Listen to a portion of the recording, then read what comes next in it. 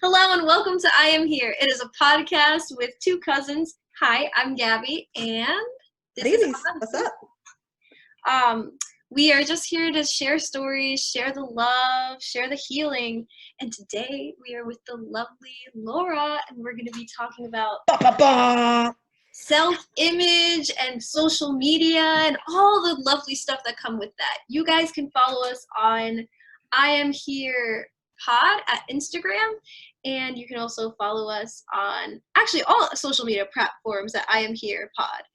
Or you can email us at IAmHerePod@gmail.com. Let us know your story. Let us know what you want to see, and just give us some feedback.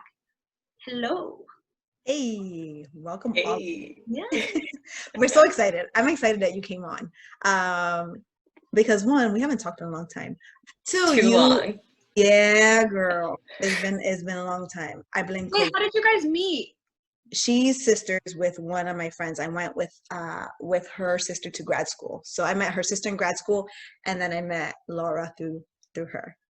Yeah, in New York on my sister's Dirty 30. We met before that. We met for your sister's bridal shower. Oh my God, yes, we did. Yeah, I remember because you that like night. texted me and I'm like, how did you get my number? I don't know you. I know of you, but I don't know you. I had to be such a creep during that week because I was surprising my sister. You're like the best maid of honor. Like you like when Oh, you did the whole ninja thing, I was like, yo, she went in. I was so impressed. You no, were your you're too sister's nice. maid of honor?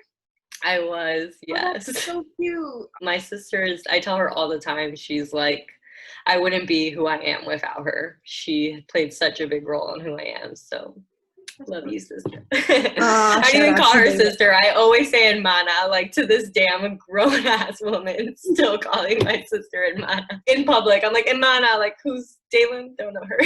But naturally, I had to go all out for her bridal stuff. So that's how we met, and then we ended up rooming together for her Dirty 30 in New York in freaking February. And it's so crazy to think about that trip because I was like right like a year before, like almost 1 year exactly before Corona started. So it's just like crazy to think about how different like our whole trip dynamic was during that time. And I remember you talking about it when we were on a trip to New York of your ideals and desires for wanting to be an influencer. You have created a really big platform for yourself on social media, just with fitness and nutrition and just overall wellness. But you've transitioned a lot through that.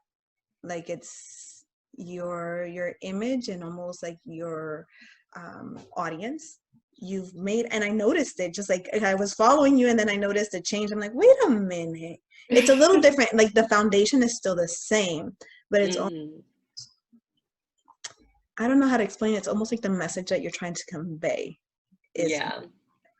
Well, first, I'm so grateful that you even noticed that shift because I was wondering, like, does it kind of seem like I'm just doing like the same old stuff all the time? And like, I feel like such a completely different person. Like, it's insane because that trip was the last trip I took before I went through an entire year of just like hardship and lessons and growth.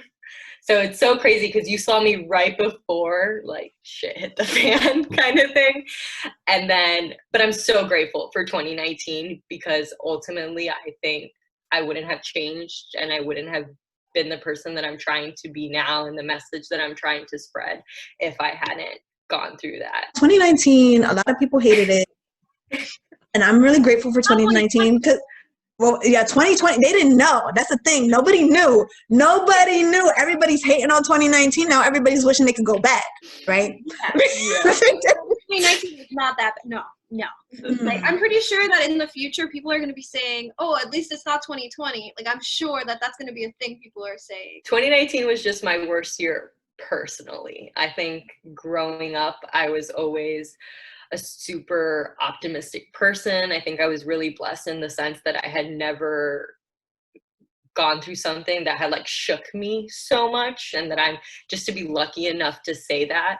So going through 2019, where I had made all these drastic changes and surprised did not take them well, happening all at the same time, was it really like shook like what I was used to. I had never gone through anything like that. But to kind of get a little deeper into what went down, I moved out with my boyfriend in January, and actually had nothing to do with Gene. Gene's great. Everything was fine.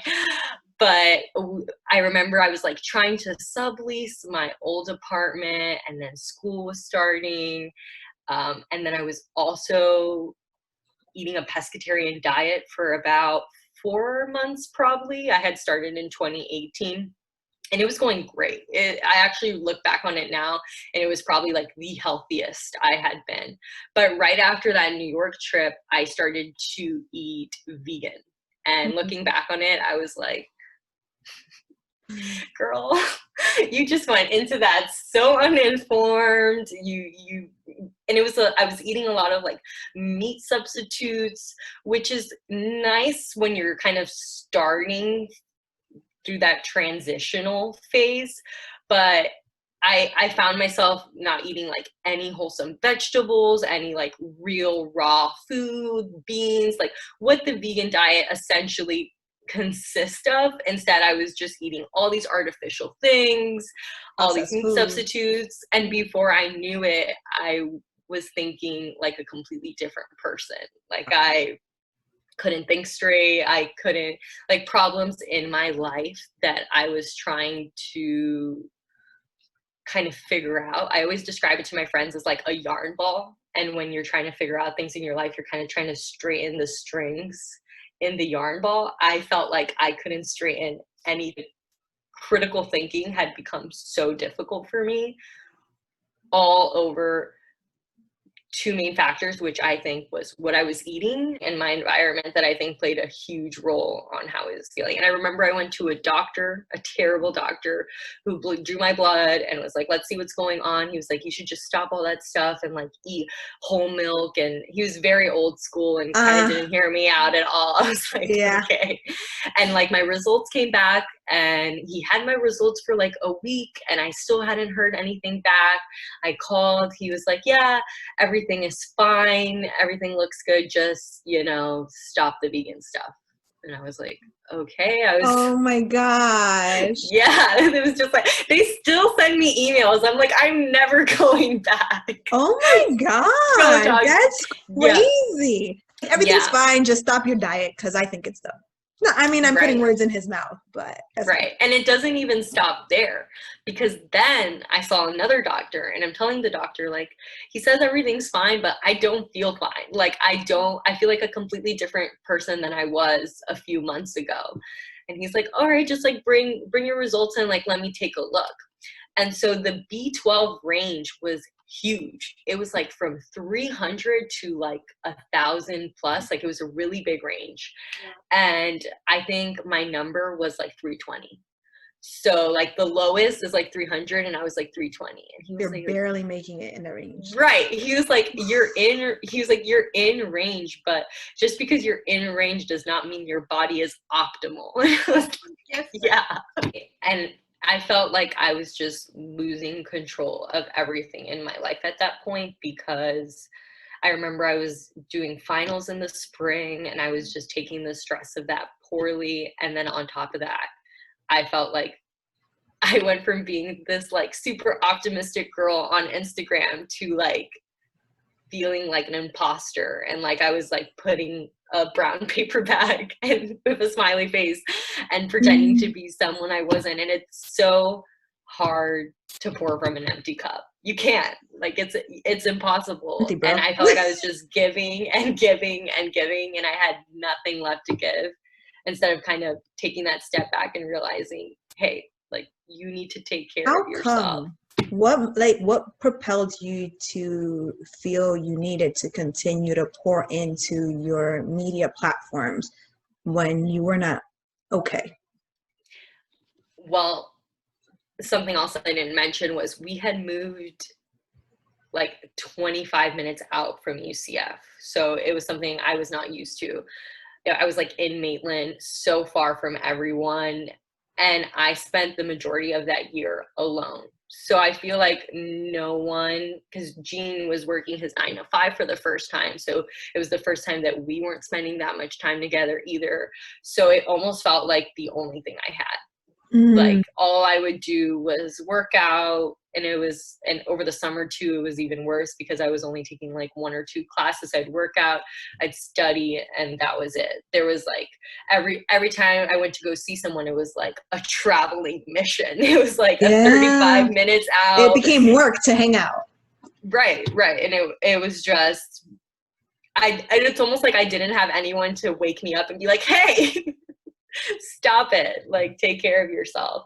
So the media, like social media, became your support, you know, almost like your company. Yeah, which I don't really recommend if that's your only company. It was not what I was going for. And I've always, I like every personality test I've ever taken, it's always come back like 50% extroverted, 50% introverted. So I've always enjoyed spending. You agree with that, Gabi? Yeah, I had to do one for my psych class, and it said the same thing. They made me take it over and over, and I kept getting. Yeah, I was like, so I've always enjoyed my alone time, but I always really enjoy spending time with other people as well. And that was definitely the first time in my life that I was just so alone constantly and not surrounded by anyone. And it was when I realized like how much like those people in your life, like we really lean on when we're, in our downtimes. And I almost felt like I was a nuisance to people if I like told them what I was going through, because they were my friend, because I was this person, and I felt like I was a completely different person now. So. In a lot of people's stories and experiences with social media, that's the pool of like, well, I feel connected, but it's not the same quality of connection. So I stay distracted. I stay on it. I look at people that I know. I'm following my friends. I'm following acquaintances. I follow people. I'm seeing them.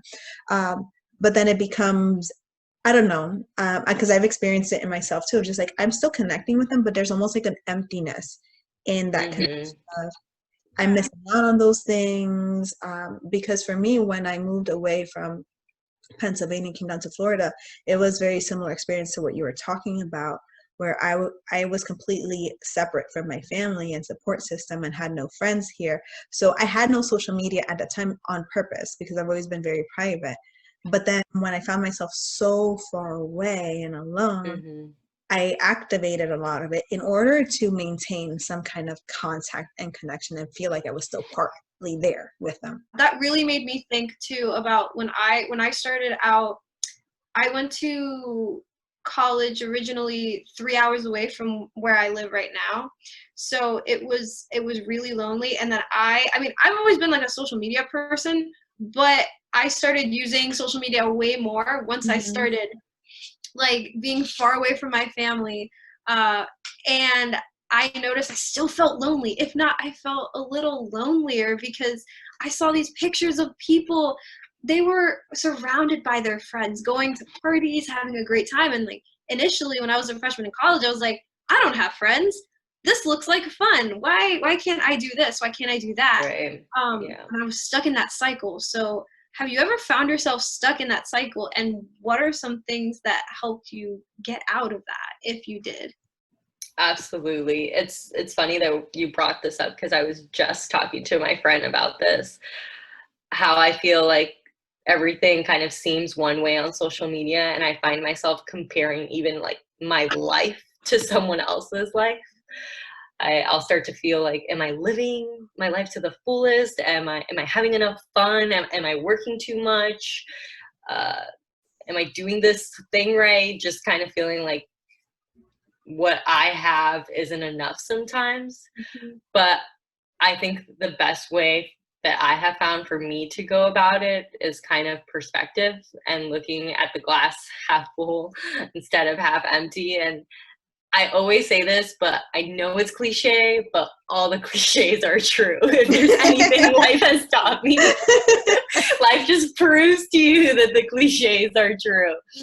But just kind of looking at, okay, maybe I'm not traveling a lot or having a lot of fun in my life right now, but that doesn't mean it won't come to me in the future. Maybe this period of my life is focused on me working really hard so that I can ultimately have a lot of growth and success in the future, kind of thing. So just kind of looking that, you know, this isn't the time right now, but it could be in the future. And also just knowing that the grass isn't always greener on the other side. You know, who people put themselves on social media isn't always who they actually are. And I'm not here to pretend like I haven't done that, because I have. I did that all of 2019. Many people didn't know what I was going through because I didn't want to be that girl who was sad and not fulfilled when, you know, I had a social media following and I had a school to go to and food to eat. It's kind of like, what do you have to complain about, kind of thing. Yeah, and almost like own challenges and struggles, because it's like, well, I don't have it as bad as other people. I just gotta almost push through it and keep posting things because I gotta get myself out of this funk. There's nobody else here, and I have followers that are expecting this image. Right. And it almost made things worse because when you kind of put up this wall pretending that nothing is wrong and you're not dealing with anything, I feel like the wall falls on top of you. Like life will like start to kick you a little, like, hey, like, pay attention to me. Hey. And like the more you don't pay attention, the more she's gonna throw you on your face. I said boom. No, really. She was like, either pay attention now or I'm gonna throw you on your face. You pick. Yeah. But yeah. Like, I was thinking too, when we were talking about what people show on their media and how that is an extension of who we are, but it's not necessarily who we are as an entirety of a person. I always think about that a lot. And I was reading this book for class, and I'm not sure who coined the term, but the term was framing, where we frame our life to seem a certain way on social media. It's almost like a filter, ironically. And people see this image of who we are and this person that we almost want to be, and we want other people to see us as, but we're not necessarily that person. And I always think about that a lot because I always find myself falling into that trap too. Like I always find myself being like, okay, I'm gonna be super positive, super like I'm happy no matter what I'm going through. And then it's hard because you almost start to envy the person that you put yourself up to be. Like it's almost like I create this online persona and then I want to be that same person, but I know I'm not. Like right. I don't know if that's like something that happens to. I feel like it's something that's common. Absolutely. But like yeah, like I was sometimes always find myself like going on my Insta and I'm just looking at it and I'm like, I wish I could be this happy, even though you know I'm not necessarily at that point. But it's just coming to terms that it is a way of framing. Like we're framing our lives to be a certain way. Yeah, and how many people are probably pretending to feel happy because they want to come off that way and feel the exact same way that we do when they kind of put this framing or filter up. Yeah. Which I think like essentially leaves so many of us like feeling alone or even emptier. It's almost like it's interesting because we get on social media in order to help us feel connected. And then we're on it does the complete opposite, where we feel more disconnected and lonelier. So it almost becomes this toxic cycle of I need to get on it because I feel alone, and then while I'm on it I feel false or feel fraudulent, like a fraud, and more disconnected. And I went to a TED Talk I think last year, and it was it was fancy. So cool. It was here, so I was like, all right, I could go. I was like, all right, this is interesting, and the topic was disconnected in a connected world, right? And one of the speakers, Stefan Gillam, had mentioned how it's not about us being disconnected. We are more connected than ever. The problem is it's superficial connection versus actual community that we're experiencing. And what we need is community. I've been there personally because when I first started my Instagram account, I was probably 19, turning 20. And I ran track all throughout high school. So I've always been pretty active and into sports. And I remember when I finished high school, I didn't want to be an athlete anymore. I kind of wanted to be a regular student and give myself the space and opportunities to do other things. So I was like, I'm not going to do sports, but I kind of filled the void of track with weightlifting. And I got super into that. And that's what I would do with my boyfriend all the time. And we just lift. And I actually never had the intention of growing my social media platform at all. Like, I never was like, I want to have followers.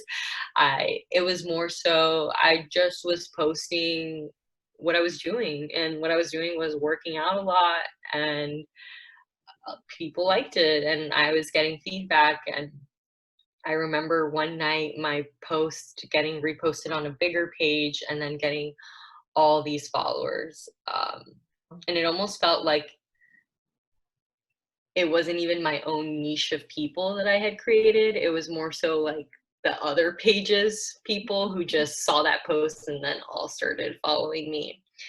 And so in 2019, when I was going through it, I was just reflecting on the following that I had gained and the people that were following me. And I didn't feel like I had a community at the time. Like, I knew there was those good people in there, but the bulk of the people who were commenting, there's a lot of people who follow you who just never say anything. So you never really hear from. And then there's the people that always comment. And the people that were always commenting were just a bunch of men. And I was getting all of this male attention that I had never intended to get, that I never wanted, really. I mean, I not to say that, male compliments are a bad thing, but it was just like a whole nother level. That was not the audience you were wanting to target. It's not like you were trying to target any audience. It just happened. I wasn't, yeah. I was like, what is happening? And when you're that young, and I'm still that young, it feels like your ego. It makes you feel like good. And it's like a temporary fix. It's like, ooh, they like that. I have to keep doing more of that because that's what's getting engagement. Right. So you feel like you kind of have to keep doing what the audience likes to see.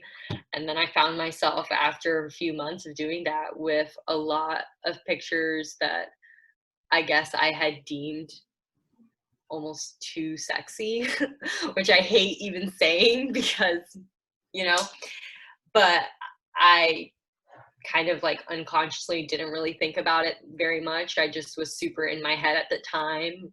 And I deleted a bunch of pictures. I was like, I don't care. I was like, this is not who I want to be.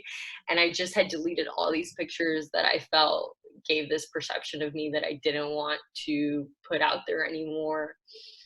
And not to say that there is anything bad with being confident in your skin and showing, and if you want to post a booty picture, do it. It's 2020. Yeah. But it was just, I wasn't attracting the people I wanted to attract anymore. And almost instantly, I remember losing a bunch of followers, like right away, a couple hundred, because I had deleted all the pictures that they were probably there to see. But I had decided that that's not who I wanted to be anymore. I didn't want to be the woman that made other women feel bad about themselves. I didn't want my family to see that. And I didn't want to introduce myself to people and them to think I was this hot Instagram girl.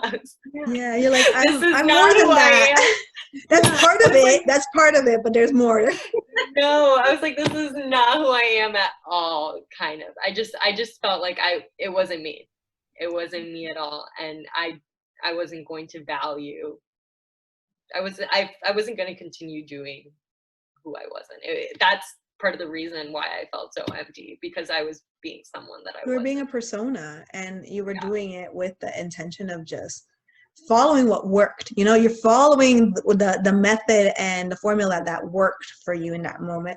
But then you realize, okay, it's not working for me as a person. I want to be whole. I want to be real. Yeah. Yeah. And And then there's switch. only so much fulfillment that comes from strangers stroking your ego. Like, I was like, I can't grow up and know that, yeah, I have all these followers and I'm super successful because I'm attractive. I was like, what happens when I age? Like, am I not valuable anymore? Like, no, it shouldn't be that way. Yeah. So yeah, I wanted to feel like the value I was putting out there was more than that, more than just It's authentic. pretty face. Yeah. Laura, not Yeah. an right. Yeah. And if that meant losing followers, then I was like, then so be it. I'd rather have people who really align with what I'm trying to do now than have a bunch of people who are waiting for me to be this person that I'm not. And I wonder how much that was a challenge of seeing the shift in your audience. And I only say this because there was a while where it's just like you get caught up in the current Mm-hmm. of the numbers, of the engagement. And when we change in any way of our life, there is a sense of loss. You know, Mm-hmm. you're losing a part of your life or a part of you that was existing, that was there while you try to get something better in the process. But I wonder how challenging that was to see the numbers drop and people lose interest. And I wonder how much that affects your image about yourself in those moments. Yeah. I mean, it was definitely hard at first. I even thought at first impulsively, like, of going back. Like, I was like, oh my God, I did something wrong. Like, I messed up a really good opportunity for myself. But I think it just comes down to not valuing what people think about you so much. Because if you're valuing when they're all cheering you on, and then when they're not, you kind of feel like you have nothing. But if you're never valuing it either way, then you're doing good all the time, kind of thing. So, and I mean, it's still something like I'm working through today. I'm not going to sit here and act like I got it all I don't care about what now. anybody says. Yeah, dude. Yeah. I have plenty of days where I care way too much. But I definitely think it's knowing that if this is what I have to work through to ultimately get to a place where I'm a better me and where I'm actually helping other people, then this is what I got to do. So I think that knowing that I'm working towards something that will ultimately bring me a better end result. And you feel good about long term versus like that quick, okay, I feel good now. But then this long term is like, oh no, when I'm being authentic. And I find it so interesting because as you're sharing your story, you were talking about feeling like in real life, I had to be this happy person because my friends see me as this happy person. And what would that mean for my support system and my relationships if they know I'm going through it? Right. And it's almost as you accepted that in your own personal life, it reflected in your social media. Yeah, absolutely. Completely agree with that. Do you ever let your followers know if you're going through something, like, in a way, without, like, going into specifics? Do you ever, like, just kind of say, oh, it's been a hard week or something? Yeah, no, I remember, like, posting a picture of myself crying.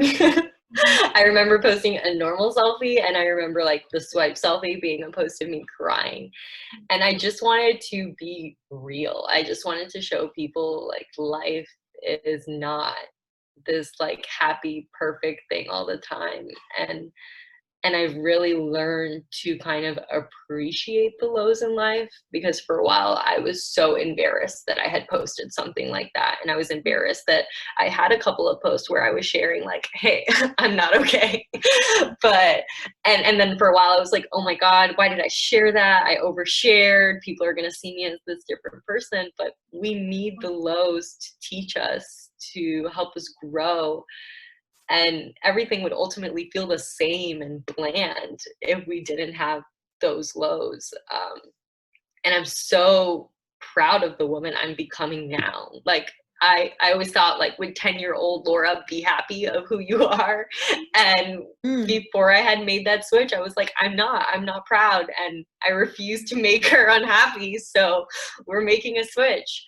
So I look at 2019, and instead of just looking at it as something I regret, I look at it now as like, wow, I am so thankful for that year and everything that it taught me and humbled me, and the list goes on and on and on. So yeah. It's almost like you have to be broken open. Is that how you say broken open? English is hard. Yeah, like you have to be like broken from the image and the false sense of self that we are sometimes to really see who you are, you know? And I think there is a part of being who you're not. You have to be who you're not in order to really discover who you are. And like shedding that outside mask and layer. I know this is an old movie, but you guys remember The Mask by Jim Carrey? Yes, I did see this. No, you don't. I'm disappointing in movies. I've seen very little movies. Okay, it's super old, but the whole essence is like, it's like he has a mask. It's like just like a theater mask, and then it's a magical mask. So what happens is he becomes this person who's very confident and very charismatic, and it's just like a womanizer, and he just like feels good with this mask on because it almost creates a whole different persona. And then he takes it off, and then he's back to his regular self, and then he kind of loses that confidence and starts kind of wearing the mask more often. And what eventually happens is the mask takes over who he is completely, and he can't separate himself from the mask. And he struggles every time the mask becomes stronger, and he struggles to take it off. And I think about that often when we're in these experiences, because sometimes we wear the mask to help us, to build the confidence. And then the mask takes over and it becomes attached to our skin, and it literally hurts sometimes to take it off because you have to break open. It's almost attached to parts of who you are. Absolutely. But it's almost a breath of fresh air and relieving because you no longer have to be suffocated by something that you're not. Yeah. You know, that you could be completely authentic. So now you got to go watch the movie. Yeah, for real. For real. Adding it to the list. Adding to the list of movies I will never ever see. Oh no. You got me. Dude, I disappoint so many people with movies. Have you seen? No. Have you? No. But I wonder, like, as you're talking about, like, you know, almost appreciation for 2019 breaking you open and like shaking up your core so that way you can be authentic and actually have a community. It's almost like having a community of people versus just followers. How has it been different for you now that you're being more Laura? I feel like it's still It's like been a something... recent change, so I'm like, it's been fresh. Yeah, I feel like it's still something I'm going through, because after 2019, I even went through a period where I like was barely posting. Like I was like, I just need a break from social media. Like, let me take my time to work on me.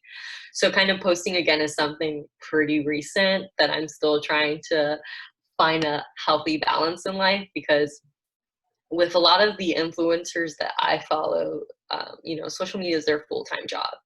And I am a full-time student. I have an internship now. You know, social media has never been my entire life. So there's always a lot of pressure around like consistently posting. Like, to be like successful on social media, you have to post all the time. And in a way, I kind of hate that, because I hate that I feel like I have to always be on my phone and I have to always be thinking about like content to post. But again, I think that's perspective, because, you know, essentially, like if I'm creating meaningful content that adds value to my content, then I'm helping people on a weekly basis. And I have always said that I think the most fulfilling work in life is helping other people. So in a way, I'm winning like that. But also, I think it's important to kind of like take personal days more often. Like, we don't feel like sharing all the time, or when the glass kind of feels a little more empty, why is it that we push ourselves to do something that we're really not in the mood to do? And I think that's when the whole filter becomes a thing, because you feel like, I gotta be consistent because the algorithm hates me. The algorithm hates me. I know she hates me. She hates me, but I don't care anymore. I don't care. You're like, I'm breaking free from the algorithm. Dude, yeah, I'm just like, I'm literally at a point where I'm just posting what I think will help people.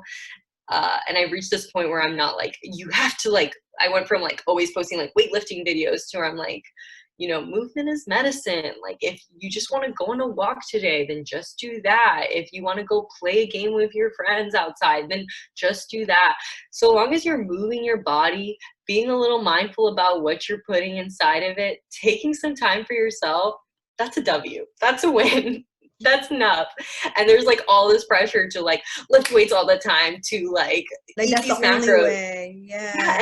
And that's a way. I'm not hating on people who do it that way. Like, if that's what makes you happy, then do you keep doing it. Amazing. But there's a lot of people on this planet, and we're all really different, and we all live completely different lives, and not everyone has that kind of time. Not everyone loves to do that. So I think in life, it's about finding what works for you and doing the little things you can do in your life to make you better. Because if you're constantly comparing yourself to like your IG inspo, whose whole life is like fitness and nutrition, job. then you're always going to feel like you're not good enough. And that's not true. You just got other stuff going on, Your role may be different, and I think what you're mentioning is so important. The fact that it's like, do what makes you happy. And I think that's it's so simple and so difficult to grasp sometimes, especially when we do follow people that we love and we admire, and we follow them for a reason. There's a part of us that wants to achieve certain things or have certain things. We're attracted to what's reflects us a little bit. And sometimes that can be very helpful and motivating of, hey, these are ways you can do this. And you can be so educated with some of the followers and the content that are out there. It's just like, oh, right. Like, you have so much access to so much information and access to mentors almost that you would never be able to have contact with outside of social media. And at the same time, being able to give ourselves the permission to say, hey, it's okay if I do things differently, because I'm actually a different person. And almost for me, it's almost like applying the same rule that I apply in my relationships in life. Noticing how I feel after my interactions. After my interactions with people, do I feel energized? Do I feel uplifted? Do I feel inspired? Or do I feel jealous? I feel belittled. I feel not good enough. It's a big indicator for me whether this relationship that I have, it's helpful or unhelpful. And making either changes within myself as to why I'm feeling those things, and really facing the mirror and saying, yo, you got to check yourself on some of these things, or being able to recognize that the relationship needs to change. And when I apply that to my social media, it does the same thing. I start to have a feed that is more uplifting and inspiring and helpful for me, because there are people who also encourage you doing better, but also saying it's okay to be imperfect at the same time. Do what works for you. Because even like some inspiring motivational followers that people that I was following, I would feel like, oh man, at first this was helping and now it's not anymore. I feel like if I don't do what you say, it's not, like, my life is ruined. So recognizing I can unfollow those people now and kind of follow people who are more aligned with what I want and how I want to live my life. Absolutely. And I mean, if you're going through these changes and transition, it's only natural that, the kind of people that you want in your circle or even your following circle is going to transition and change too. What makes it, instead of like a job, it makes you excited to do it? I think when I'm really just posting like what I want, when I'm not so caught up in what's gonna get me likes, what's gonna get me more followers. I honestly, I feel like I'm really starting to let that go and just feel like whatever's meant for me will be mine. And I really don't feel like I need this massive following to make an impact anymore. I feel like our society really values this number. And I'm like, Oh my gosh, now that I you say really, that, it makes it like it's almost like physical of like, for so long it's like productivity, is what equals self-worth and your self value. But now we actually have numbers to measure, quote unquote, the productivity in social media. yeah, yeah. And when people like tell me, I'm almost like, it doesn't mean, like, to me, it doesn't mean shit. I'm just like, I'm the same Laura. And I just happen to have this number attached to my profile that for some reason makes people look at me differently. And really, I'm just the thing that motivates me to answer your question, circling back, is just knowing that a couple people saved my video, so someone's gonna like look at it and that's gonna help them when they go to the gym, or I left them some feedback that they needed, or I said something that resonated with someone, made someone feel less alone. Just, I think those human connections in a digital world is kind of what makes the whole experience worth it to me now. Wow. So with such a large media following, I'm sure you've gotten some hate. Like, how do you deal with that? Oh, deep breath, girl. I think hateful comments are just a reflection of how you feel on the inside. So I kind of just feel like it's someone projecting how they feel on me, and I try to take it really lightly. But I mean, I've definitely had my moments where I'm just like, wow, why did someone say that? Like, why do they think that about me? And I find myself just like thinking about it and giving it so much mental energy. And I'm like, I have all these positive comments. Why am I worried about the one negative comment that I deleted? Because I don't even care. I don't want to see it. Like, why am I so caught up in it? And I mean, I think it's human nature to do that. We tend to just focus on that one bad comment, but I just really try to remember that it's not personal. Like, And that takes a lot of work, bro. Like, yeah, and it's yeah. Like, don't get me wrong. Like, it definitely, it hurts because I think we're human. We want to be liked, but the reality is that not like everyone literally will like us. Yeah, yeah. But honestly, I try not to read too much into it. I try to spend less time on it. And if I do have my moments where I am spending a lot of time on it, I try to just, before I would put up a wall and I'd be like, I just don't want to deal with it. And now I kind of try to ask myself, like, okay, why is this bothering me? Why is this making me feel this way? Kind of question what it is that's hurting me about that comment instead of just pretending it doesn't exist. I do a lot of journaling. I love journaling. So yeah. Do you think that like those hateful comments and like that the fact that you have to deal with them with such a large media platform, do you think that helps you in real life with real like face-to-face haters, if that makes any sense? Yeah, I definitely think it could be applied to the real world as well. But also, I don't feel like strangers come up to you and say something mean in public. I think the whole thing behind the digital world is that people can say these things and it's not your face. And most of the times, these profiles are just like profiles with no profile pictures, with no followers. Like, they have literally made this page to hate on people. And I think that's more sad. I think that's part of the challenge with the connection and the community part of social media, because you do have this wall where I can say mean things or say things without seeing the hurt that I cause in somebody else. So it's almost a separation of emotionality, a separation of, and a disconnect from even having empathetic responses, which is why we don't see it usually in face-to-face. Do you see hate in face-to-face and in person? Yes, but it's not as often and sometimes not as intense as social media, because when you say, oh, you're ugly to somebody, you see their physical reaction and their facial expression, and you're like, ooh, that doesn't feel good, making somebody else feel sad. Like, oh, that doesn't feel good. But when you're doing it online, you can say these things and it's like, haha. It's almost like, yes, like Right. you don't see, there's such a separation between the human connection. And like, Right. sometimes it's just people who have been hurt who don't know how to deal with their own feelings, and some people it's just they just enjoy it, and that's what it is. Yeah. Being almost able to recognize it's not me, it's them. And Yeah. it's almost, and as you're talking about it, is seeing social media as a tool versus an identity in my world. And I think that's when it becomes different, whether it's helpful for me and a positive thing for me, or something that becomes challenging and unhealthy.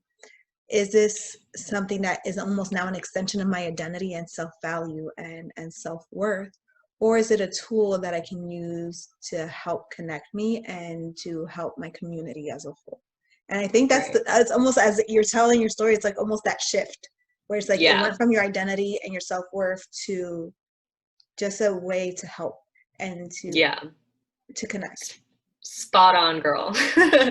Spot on. Do you do this for a living? Should I be taking notes? Girl, you could take notes. Nah. No, seriously, some of the stuff I'm like, I gotta apply this. Oh man, but what's crazy about it is that you already are, which is why it's coming up, because you're already practicing it. And sometimes it is nice to just share your story, to hear yourself out loud and say, oh man, look what I've learned, and it's almost validating for yourself of saying, yo, I'm doing a thing. Yeah. I'm evolving, I'm changing and continuing to learn, Right. which is why we appreciate you being here, because in sharing your story, you learn yourself, but people also who are going through similar experiences can identify with that and almost give Absolutely. themselves the permission to, hey, I can be human and it's okay. Yeah. How has social media affected your self-worth? I think in the beginning, I definitely felt like I needed to work harder kind of thing. I felt like the person I was on the outside sometimes wasn't good enough. And I think that kind of hurt my self-worth. But now as time has gone by, like I've kind of taken a step back and just looked at the big picture and realized that, even if we're being really authentic, it's only natural to want to post your best picture because you want to put forth your best self. I mean, it's human nature, but I think it's kind of remembering that online is one world and the real world is a whole different thing, because I see all these girls and their perfect bodies on social media, and then I go to the beach in the real world and you see all these real women with beautiful imperfections, and I'm like, this is fine, and I'm like, this is great, this makes me feel like I'm good enough and we're all good enough and everything is normal. Versus sometimes when you go on social media, you consume so much perfection that I find myself being my worst critic all the time and never feeling like the person I'm putting forward is enough, when really it is. Like, my body works so hard every single day to keep me alive. Like, thank you, especially during these times too. To have your health means everything to me. To just wake up tomorrow and have the ability to move your body and do whatever you want with it is so valuable. And I think that that's really important.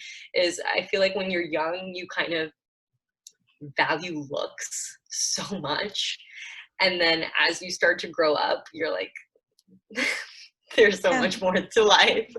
You're like, this shit means nothing. And I always think to myself, like, what happens when I age? Like, am I not valuable anymore? Like, no, like, F that. Like, no, we're so much more than that. And I think it's just remembering what your body does for you every single day and falling in love with what you deem your imperfections. Because at the end of the day, it's what makes you you. So. And you know what? I mentioned that to myself a lot, but I mention it to a lot of people that I work with or even people in my life. It's just like a lot of times the imperfections are what people love about you. You know, the laugh, my laugh that I hate, or the way like my smile is, or the way I say stupid things, maybe things I'm like, oh, I wish I didn't say that. And those are the same things that people are like, oh man, I love that about you. Because when you look at your friend, you're like, oh man, I love her stupid giggle, or I love the way she does this. And it's usually the imperfections, quote unquote, that we see, but it's really part of who we are. Yeah, it's like we don't talk to self. I always think to myself that I don't talk to myself the way my best friend would talk to me. Like, why am I so mean to myself? My best friend would never say these things to me. Why am I saying these things to me? And it's almost like we see ourselves so much that we almost don't see ourselves. Yes. Ooh, that's deep, girl. Oof. I don't want to like come off of this girl who's like, oh, she hates social media. That's just like, I definitely think that there are beautiful things about social media, and in a way, if not already, it's the future. And I think that it has kind of encouraged a lot of people in our generation to kind of be their own bosses and to not conform to some job that they don't love, and to really make a living out of their passion. And I think that's so beautiful. Like, I think love it's to also see that. like, yeah, almost like expressing the talents that we didn't see before. You know, 'cause now you have so many friends, like you mentioned this before. I'm more than what you see on social media. But social media has done so much to allow people to show the other parts that they haven't been able to. So many people who are able to display their photography skills, their cooking skills, their craft skills, their love for makeup and art, and just life, and just and comedy. People are able to use these platforms to show the talents and skills that otherwise were hidden. I love thinking about this too, because I never used to share my music. Like, I never ever like I write music, and I like to sing a lot, and I play the ukulele, and I never showed that to anybody for years. Like, growing up, I loved to do it. I always did it at family gatherings or like with my friends. And then when it came to social media, I was comparing myself so much, and that's on me. Like, it wasn't even the social media that was the issue. I was just comparing myself way too much. And then I was kind of like pushed, like my friends were like, okay, just do it.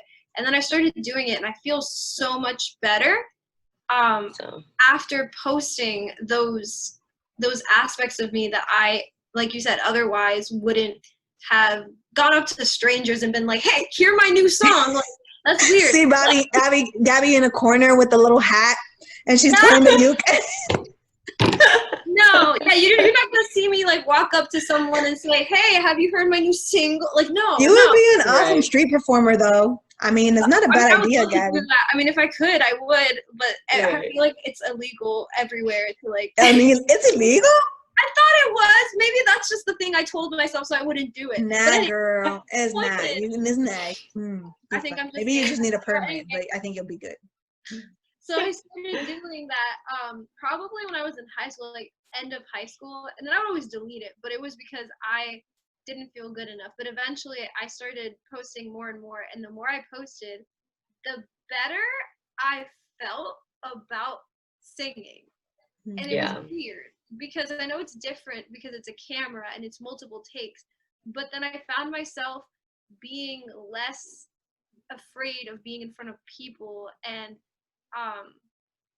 playing music, and I wasn't as scared, because I was like, well, I just played this song and it got whatever amount of likes, which means that this many people saw it, so why can't I play this in front of like 10 people? Like, why should I care? And that actually helped a lot. Of course, everyone's different, so it's not like something that's going to always happen. But Yeah. like playing music, I started posting my writing too. Like, I was always scared to post poetry, and then I started posting it on my page. And I used to have a poetry account, which I deleted, but that was because I had too many accounts, and I was like, okay, I need to like pick one. And then like after that, I felt so happy because then I had like positive feedback, people saying, hey, this helped me with X, Y, and Z, or hey, can you check out my poetry? And then it was like a positive community. Right, right. You like created these group of people who like all kind of are into the same thing. That's Who you amazing. otherwise may not have connected with. Ever met. Yeah. I definitely think like that's the beautiful thing about social media is that you get to connect and meet all these people that kind of have a like a very similar mindset as you, or they're into the same things and you learn new things. And you were saying like, oh, I was deleting old videos that I felt like weren't good enough, but I think there's so much beauty in just watching someone's journey. Like Mm-hmm. my hairstylist, for example, I remember she started at this small little hair salon in Oviedo, and then she was working for this really big hairstylist, and now she's literally working in her own little studio. And just seeing her evolve like that is so great. Like, I wouldn't appreciate her journey if I kind of just saw the end result, getting to see how much confidence she's gained, how much she's done for herself, I think is like what we love as humans. We love to see that. We love to see, and it reminds me of almost like the underdog, even though it's not an underdog story, but we love seeing people grow and like achieve their dreams. Because I remember even just with underground musicians and artists who nobody knew, but you follow them on YouTube and you're like, oh, they're so good. And then you hear them on the radio and it's like, oh my God. Yes. Like you feel so proud of them because you almost went on a journey with them. Yeah, And it's you like were you're a part cheering on of a it. friend. Yeah. Yes, absolutely. So it's almost like allowing ourselves to be in that because we love seeing other people be vulnerable, and we're cheering them on, and you have those that encouragement and meeting the people that you would have never met otherwise. Yes. You know, you're interacting with people around the globe, all right, Yes. and almost kind of combating what we were just talking about earlier. There is a sense of community when you don't feel so alone. Like in my talent, maybe I'm the only one who thinks that this is cool and nobody else does this. And then you Mm-hmm. post something and then you see all these other people who actually have walked that path and can inspire you in different ways or just uplift you. And allowing ourselves to be vulnerable in that story Yes. does a lot of good for us and for a lot of other people who watch it, you know? Absolutely. And even sometimes like in your own town, like there would be people who were Yes. also scared to kind of come out about it. You were like, why? Like you love this too. And suddenly you have a new friend. Yes. Yeah. Yeah. I appreciate you coming on and being so open. So much. Oh, Like you're the yeah. bomb.com. I didn't even expect to share all that, but I was like, the people need to hear it. I appreciate you guys having me. This has been fun. Where can people contact you or reach you if they wanted to know more or follow you? Anything going on? Surprisingly enough, it would be Instagram. No. I'm actually not very active on other social media platforms because one is enough for me.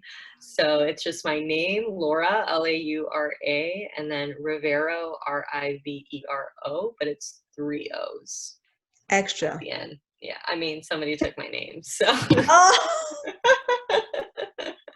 So there's 3 O's. And it also reminds people that it's Rivero because I will get Rivera my entire life. What's interesting is that kind of changing paths on Instagram has kind of aligned me better with what I wanted to do in the future and brought me opportunities that I never saw myself being lucky enough to be a part of. So currently I am the content director for Nestry Performance, and it's actually, the CEO is actually one of my mentors who I cannot speak more highly enough. Dr. Tommy Shavers, he is the man. But basically, he has started this company that is, in simple terms, essentially training for your brain. And it is everything I have wanted to be a part of and more. And I totally think it's the future, because there's really a lot of pressure to perform in society today. And it's kind of just training to build your mentality, to be stronger, to just have an overall healthier mindset around what life is today. It's basically physical therapy, but for your brain.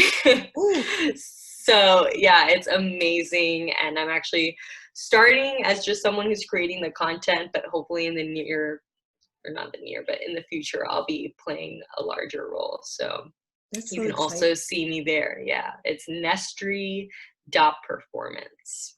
Right, girl. How do you, well, you're gonna let me know so I could put it in the show notes. Yeah. I don't know how to spell that. Yeah, yeah. Yeah, absolutely, absolutely. And that, I think that it's a great place that can help a lot of people in today's time. So yeah. It's very interesting. I'm so proud of you. Look at you, girl. Hey. What being real does. It aligns you with things you love. Look at that. Exactly. What are you grateful for? Easy, so easy. I'm so grateful for you too. This conversation was amazing, and it was so nice to feel like I was finally telling my story and really feeling like, yeah, that was the past, and not feeling like it's a part of me anymore, and just knowing that I'm a completely different person. And you two just like are so raw and so genuine, and we need more of that. So you guys need to keep doing what you're doing, because it's awesome. And I'm so grateful to have been able to be a part of this tonight. Oh, my heart is like doing like the Grinch thing, where like Girl, I'm tearing up. I'm over here like, oh, I'm not gonna cry. I was thinking, oh, this is a great episode. This is one I'm not gonna cry in, because I cry almost every episode. And I was like, way to go, Nothing Laura. wrong with crying. Nothing wrong with crying. It feels good. Let it out. I'm grateful for water, staying hydrated, so it can refill my tears. Don't forget to hydrate people. The moral of the story is always hydrate. Absolutely. What are you grateful for? I am grateful for silliness. I am grateful for just jokes and laughing and being able to be free to express emotions and do this. So, and because I don't know how to do one. Sorry, this is my problem. But growth, definitely just so thankful for growth and evolution. You sharing your story, being a prime example of that, and being in the middle of growth. And I think there's such beauty in being able to show the process, because like we show the end product, but there is so much beauty in seeing the imperfections of your story and your growth while you're growing. So we appreciate you again. Oh, you guys, all the feels. The feels.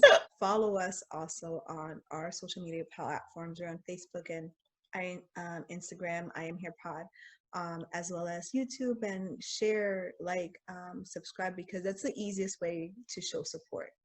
Right. If you resonated with something in this show, somebody else may. And the easiest way for them to find it is to just support with subscribe or share. So again, as always, we're so glad that you are here. And we are here with you.